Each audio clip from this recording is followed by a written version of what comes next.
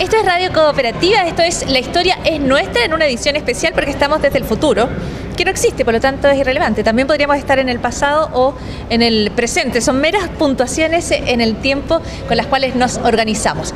De esa manera, o en referencia o en alusión a estos momentos, partió su conferencia hoy Humberto Maturana, Premio Nacional de Ciencias, una de las personas que con más entusiasmo, podría decir yo, fue seguida y aplaudida por la concurrencia en el Congreso. Humberto Maturana está aquí en los estudios de Radio Cooperativa y lo primero es, por supuesto, agradecer que se haya tomado el tiempo para conversar con nosotros. Muchas gracias por invitarme.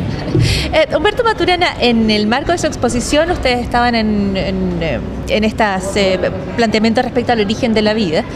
Usted hace una referencia entre la autopoiesis y un plato de porotos. Y a mí me parece que es una gran manera de acercarnos a comprender uno de los aspectos importantes de sus teorías. Claro. Debo confesar que no necesariamente pensé todo lo que dije al comienzo. Eso fui pensándolo a lo largo de la historia, ¿ah?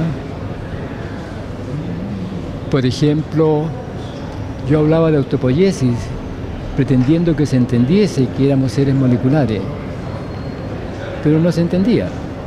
Así que la noción de autopoiesis ha sido usada de muchas maneras como autoorganización. Pero mi colega Jimena Dávila me dijo muy sabiamente que si no ponía explícitamente en lo que yo hablaba molecular, no iba a ser como una... Se va a ir perdiendo todo porque se va a ser usado mucho como autoorganización. Sí, autopoiesis molecular. Esta noción de autopoiesis molecular es fundamental para poder entender todo, pero sobre todo mirándolo en coherencia con el nicho ecológico que surge, ¿no?, en la unidad ecológica organismo-nicho. ¿Y su pregunta fue? Mi pregunta es, usted habla de entender la autopoiesis molecular a partir del ejemplo de un plato de porotos. Claro. Ahora, ¿por qué hago eso? Porque en realidad este fenómeno es natural, pues conocido. Si la mamá sabe que el niño tiene que comer para crecer como su hermano, o sea, sabe que los alimentos van a ser parte de su cuerpo. Pero no hay quien los ponga aquí o allá, sino que el mismo cuerpo, la misma fisiología lo hace. Y entonces esa es la referencia, que el niño se da cuenta o se tiene que dar cuenta de que el comer no es un acto de comer, es un acto de hacer algo que hace posible la realización de su vivir. Y que además nosotros nos vamos haciendo a nosotros mismos en el proceso de transformar esos alimentos en los huesos, los músculos, los nervios, lo que quiera que fuere. En otro punto Y esto no es una metáfora, pasa así, eso es. Es así, y sé que las madres y los padres que escuchan y todos quienes hayan tratado de que un niño coma, saben que es así. En otro de los puntos que usted planteó en su exposición, usted habló de la importancia de las conversaciones, que es otro tema muy importante, y a mí me hizo pensar en el país en el que estamos nosotros viviendo y en el momento en el que estamos viviendo. Cuando usted dice, si a alguien le entregan un manual de instrucciones, probablemente la mayoría no entiende lo que allí dice. Para entender se necesita conversar. Y a mí me gustaría saber dónde ve usted, si lo pudiéramos pensar a nivel país, que es aquello que nos une a nosotros que estamos hablando y a quienes nos están escuchando, sobre todo en una radio de noticias, ¿dónde se están dando esas conversaciones o dónde cree usted que se tienen que dar esas conversaciones para entender dónde estamos, que es nuestra pregunta más acuciante? En cualquier circunstancia en la cual uno se detenga a reflexionar. Por ejemplo, en la calle, cuando uno encuentra una dificultad y se pregunta por qué está esto, uno puede hacer dos cosas: o reclamar, o preguntarse por qué ha pasado esto, por qué hay este hoyo en la calle, qué estamos haciendo mal que hay hoyos en la calle, cuando nuestra tarea es hacer calles sin hoyos. Claro, ¿Comprende? Pero eso se resuelve conversando, no con una huelga en que dice exigimos tal o cual cosa, porque la exigencia no abre el espacio para la colaboración. Lo único que abre el espacio para la colaboración es la conversación, porque la conversación es una relación de mutuo escucharse. de mutuo respeto y de entendimiento. No es que uno vaya a cambiar de opinión, sino la opinión por lo demás es fundamental, porque uno es responsable de lo que piensa. Cuando dice, yo pienso tal cosa, o esta es mi opinión, eso, cuando uno dice, en mi juicio tal cosa, ahí no me hago responsable, pero en la opinión sí. Entonces, si no conversamos, no nos entendemos, no generamos proyectos comunes. ¿Y usted cree que, pensando en el momento político, que no es solo político, también es social, en el que estamos viviendo, ¿usted cree que esas conversaciones se interrumpieron en algún momento? ¿Usted cree que porque la palabra acuerdo, incluso la palabra conversación y a veces hasta diálogo, de alguna manera es como si estuvieran empezando a ser como subvaloradas quizás en Chile? No, lo que pasa es que para que podamos conversar, tenemos que querer conversar. Y querer conversar significa querer estar juntos un rato en el mutuo respeto. Pero si no estamos en esa relación, no nos vamos a escuchar. Si no tenemos respeto, si no confiamos, si pensamos que el otro es tramposo, no vamos a conversar. Y el arte de la vida democrática está allí. Queremos hacer un mundo juntos. Conversemos lo que sea necesario en los distintos momentos que sea oportuno. El conversar no es lo mismo que discutir y dialogar, es dar vueltas juntos, en el bienestar de estar juntos, reflexionando sobre algo. ¿Y usted cree que se nos acabaron las ganas de construir cosas juntos en el país o que están un poco...? Yo creo que estamos muy metidos en la lucha y la competencia.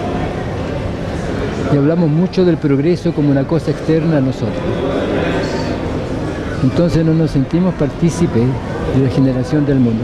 La política, ¿sabe de dónde viene la palabra política? Seguramente sabe, pero no estoy haciendo una pregunta de saber. Viene de polis, del griego, que es ciudad. Entonces, la política es la ocupación por los temas de la ciudad. ¿Y qué es la ciudad? Un ámbito de convivencia. ¿Y cuáles son los temas de la ciudad? Los temas de la convivencia de las personas que forman esta comunidad. Entonces, el acto político es un acto social. Uno habla como si la política estuviese ajena, y no está ajena, porque define el ámbito de coexistencia. ¿Puede ser que en el exceso de competencia se empezaron a disminuir los lugares de coexistencia? Seguramente, porque como competimos, pues lo que pasa es que estamos inmersos en una cultura de competencia y de control. Queremos controlar. Pero a nadie le gusta que lo controlen. Lo cual nos deja en un grave problema, digamos. Lo cual nos deja en un problema. Claro, ahora podemos ponernos de acuerdo y coordinar lo que hacemos. Y cuando la otra persona dice cómo te va, cómo está, que no sea control, sino que sea ofrecimiento de colaboración. ¿Comprenden? Pero convivimos una cultura de control, porque queremos forzar que las cosas sean de una cierta manera. Las transformamos en problemas y tenemos que hacer esfuerzo para obligar a la situación que cambie. Pero a nadie le gusta que lo obliguen, entonces la única posibilidad de hacer algo en conjunto es que conversemos en el mutuo respeto y en la confianza, en la honestidad. Humberto Maturana, solo tengo un par de preguntas más porque hay muchísima gente que lo está esperando, pero me gustaría preguntarle por la conversación que tiene que ver con hombres y mujeres. Usted desarrolla una teoría que se llama matrística. Usted tiene una colaboradora que recién citada, ¿no?, en sus aportes a sus propias ideas. Da la impresión a veces que hoy estuviéramos viendo una división, una desconfianza entre hombres y mujeres.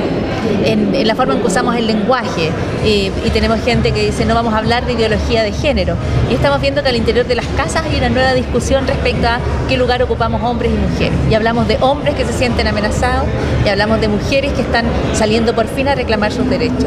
¿Usted cómo aborda esa discusión? ¿Cómo ve esa discusión?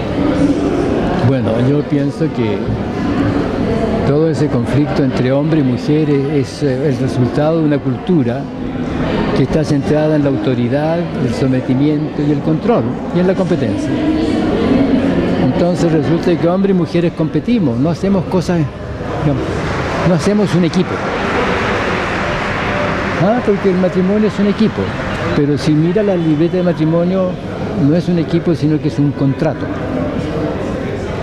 En que el hombre se compromete a bla, bla, bla, y la mujer se compromete a bla, bla, bla.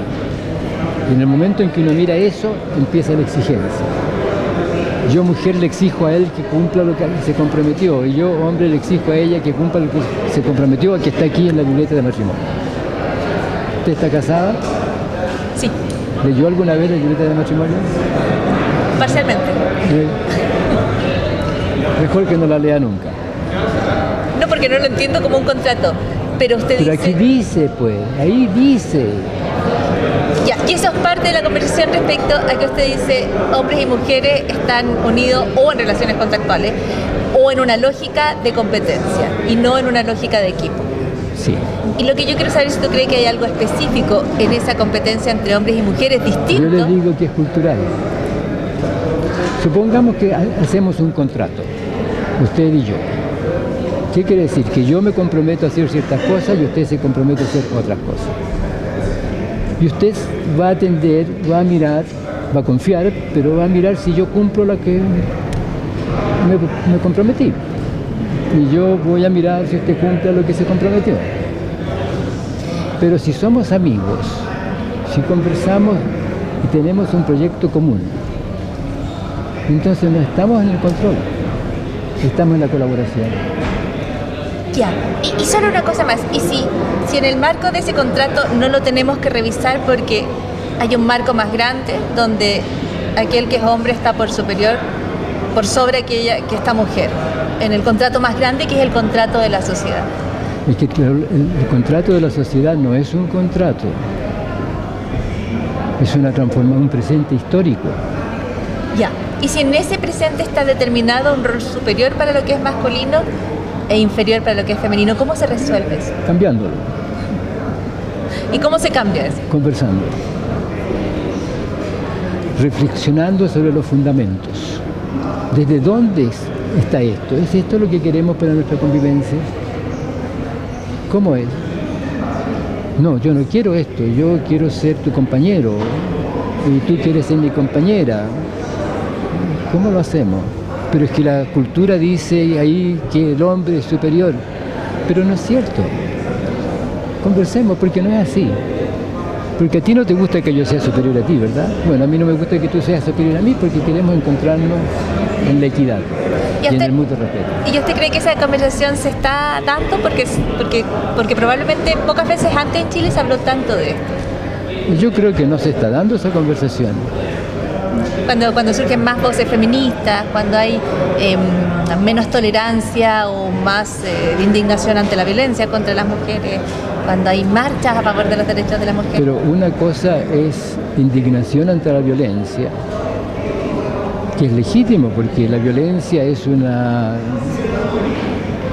violación. La violencia es una violación de la dignidad del otro. Y eso no queremos en nuestro convivir, si somos iguales.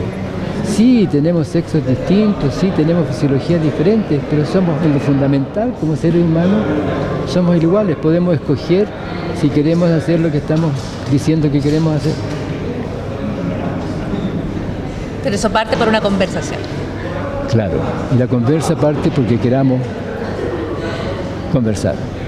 ¿Usted baila, va a fiestas con baile? A veces. A veces. ¿Y con quién baila? ¿Con quién puedo? ¿Con quién puede? Sí. ¿O con quien quiere? Una mezcla, pero con quien le guste bailar conmigo, básicamente. Ya está. O sea, usted busca una persona con la cual congenie, con la cual sea agradable para los dos. Bueno, pero esa es la convivencia, esa es la conversación. Aquí estamos conversando en el mutuo respeto, ninguno es mejor ni superior que el otro, somos distintos y disfrutamos esta diferencia en hacer esta cosa rara que es esta entrevista. Así es, y que es solo una primera de muchas conversaciones que deberíamos tener para lo que usted dice. Pero yo creo que usted debería invitar a Jimena Dávila también. Por supuesto, de todas maneras. Humberto Maturana, muchísimas gracias por haber estado hoy en Radio Cooperativa. Apremia el tiempo y un montón de gente esperando. Muchas gracias a usted por haberme invitado. Buenas tardes. Ya, buenas tardes.